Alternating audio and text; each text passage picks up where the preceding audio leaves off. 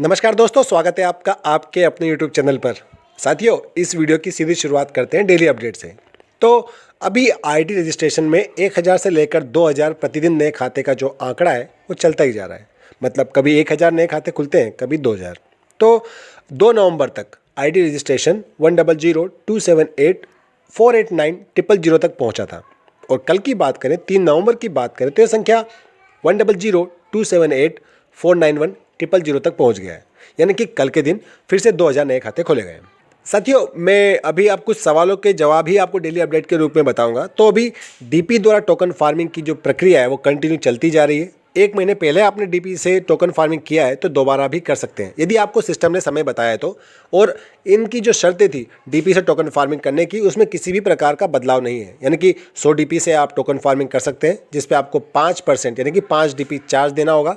महीने में एक ही बार आप अपनी डीपी से टोकन फार्मिंग कर पाएंगे। जो रैंक निर्धारित किए गए हैं समय के आधार पर, दिनों के आधार पर, वही समय अभी चल रहा है।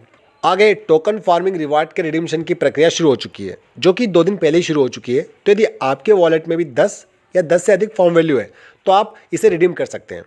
साथियों, स्टेकिंग पर रखे हुए पीवीसी मेटा टोकन या टोकन फार्मिंग के लिए लगाए गए पीवीसी मेटा टोकन दोनों ही आप ही के हैं। बस सिस्टम ने कुछ समय के लिए अपने पास रखे हैं और उसी का आपको रिवॉर्ड दे रहा है।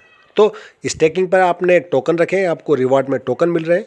आपने टोकन फार्मिंग में BUSD या फॉर्म वैल्यू रखी है तो उसी को आपको रिटर्न किया जा रहा है फॉर्म वैल्यू के रूप में। तो कन्फ्यूजन में ना रहे। आपका जब टोकन फार्मिंग 200% पूरा होगा तो आपका कुछ भी सिस्टम के पास नहीं बचेगा।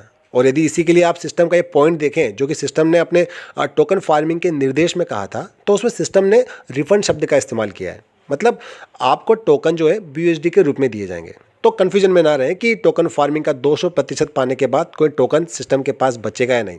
आप कंप्लीट टोकन फार्मिंग से आउट हो जाएंगे। साथियों, पीवीसी मेटा टोकन अभी तक किसी भी क्रिप्टो एक्सचेंज पर लिस्ट नहीं हुआ है, तो किसी दूसरी करेंसी के साथ इसकी स्वैपिंग संभव नहीं हो पाएगी। तो कन्फ्यूजन में ना रहें कि कहीं निकल रहा है या कहीं पे एक्सचेंज हो रहा है। बात करें ऑटोपुल की, तो ऑटोपुल ने सारी प्रेडिक्शन फेल कर दी है। अभी तक किसी भी रैंक का कोई भी ऑटोपुल रिलीज नहीं हुआ है। पल्लवाइन के एप्लीकेशन पर भी कोई बदलाव देखा नहीं गया है। इन सभी के अतिरिक्त पल्लवाइन या उससे संबंधित साइट्स या सोशल मीडिया पेज पर भी कोई जानकारी हेतु नोटिफिकेशन अपडेट नहीं हुआ है। एक सवाल इंडियन गवर्नमेंट द्वारा अपनी डिजिटल करेंसी लाने पर भी आया था कि पल्लवाइन को नुकसान होगा या नहीं। तो देखिए, पीवीसी मेटा टोकन की तो ऑलरेडी बहुत सारे प्रतिद्वंदी हैं, पहले से ही प्रतिद्वंदी हैं। तो क्रिप्टो करेंसी के इस मार्केट में जिसके पास जितनी ज़्यादा बड़ी संख्या रहेगी, उसे सफल होने के चांसेस भी उतने ही ज़्यादा रहेंगे। वैसे प्रतिद्वंदी जितने ज़्यादा होंगे उसमें ऑफर्स और भी ज़्यादा आएंगे, जिसका फ़ायदा कहीं ना कहीं उसके यूजर्स को मिलता है। तो पल्लवाइन को नुकसान तो नहीं होगा, लेकिन कंपटीशन जरूर मिलेगा, जिसके लिए पल्लवाइन को अपनी स्कीम्स और ऑफर्स में नवीनता लानी होगी या कुछ बदलाव भी लाने होंगे। साथियों, BSC स्कैन पर पीवीसी मेटा टोकन धारकों की संख्या 26,448 यानी कि 26,448 हो चुकी है।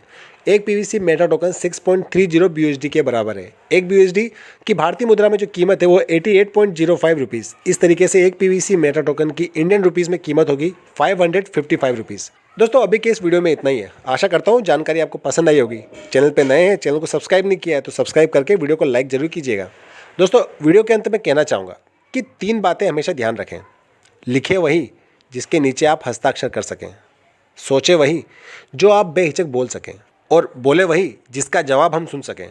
तो बस इसी नोट के साथ ये वीडियो का अंत। God bless you all. जय हिंद।